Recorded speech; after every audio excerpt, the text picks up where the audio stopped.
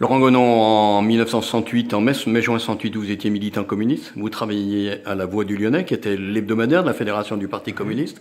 À ce moment-là, s'est lancée La Voix du Rhône, qui a été un quotidien édité, diffusé dans les entreprises, dans les quartiers. Est-ce que vous pouvez en dire quelques mots de cet organe de presse qui a été peu connu? C'est un organe de presse qui a été peu connu, qui était quand même connu dans le mouvement ouvrier, puisqu'il a été édité selon les jours, compte tenu des difficultés de fabrication, qui attirait entre 10 000 et 20 000 selon les journées, quoi. Puis selon si on avait un recto verso ou 4 pages, parce qu'on travaillait avec une machine. Et Offset? Offset, une machine offset. Alors la fabrication, c'était typo pour le montage, la composition, qu'on faisait faire à l'extérieur dans un sous-traitant linotypiste, qu'on ramenait à l'imprimerie. C'était monté à l'imprimerie, les photos étaient faites à l'imprimerie, on réalisait les plaques offset et ensuite c'était tiré à l'atelier. Comment ça se passait, la diffusion sur le terrain? La diffusion, les diffuseurs venaient prendre les journaux le matin à la sortie de l'imprimerie et ça s'étalait un peu dans la matinée et les gars ils partaient dans les entreprises et puis dans les quartiers, quoi.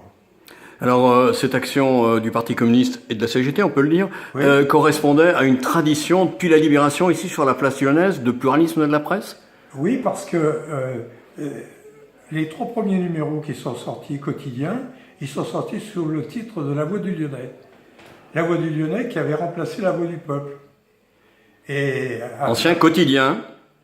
Ancien quotidien, qui avait repris après la disparition de la République, la République le Patriote.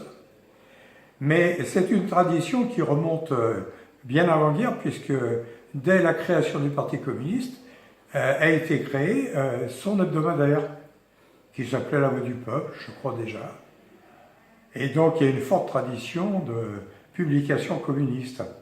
Alors cette imprimerie avait été créée en 65, parce que le mouvement ouvrier, quand je parle du mouvement ouvrier, je parle du Parti communiste, et de la CGT notamment, avaient des difficultés à faire imprimer des tracts dans les imprimeries lyonnaises. Donc, ils avaient décidé en commun et financé en commun la création de cet outil. Imprimerie Offset Vendôme. Imprimerie Offset Vendôme, décembre 65, et qui a ensuite servi de support en 68 à la publication de ce quotidien. Et puis, 10 ans plus tard, et on conclura par là, 10 ans plus tard, on pourrait dire presque bis repetitas avec Le Point du Jour?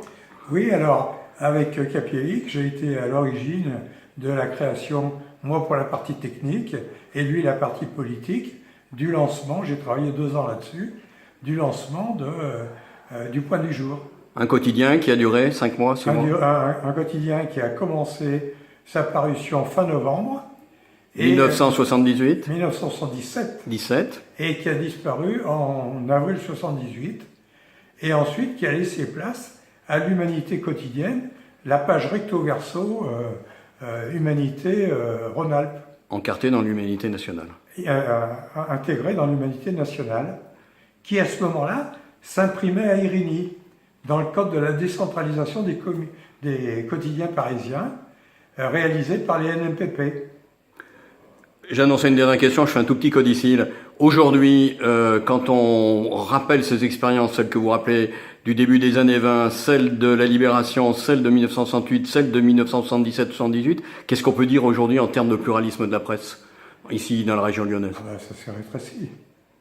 Ça s'est rétréci à tel point qu'il n'y a plus La Voix du Lyonnais, donc il n'y a plus d'expression politique communiste, et au niveau syndical, c'est un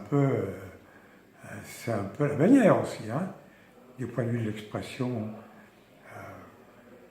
l'expression syndicale, c'est quand même réduit à la portion congrue. Y compris dans la presse sur les mouvements sociaux. Y compris dans la presse quotidienne, oui, régionale.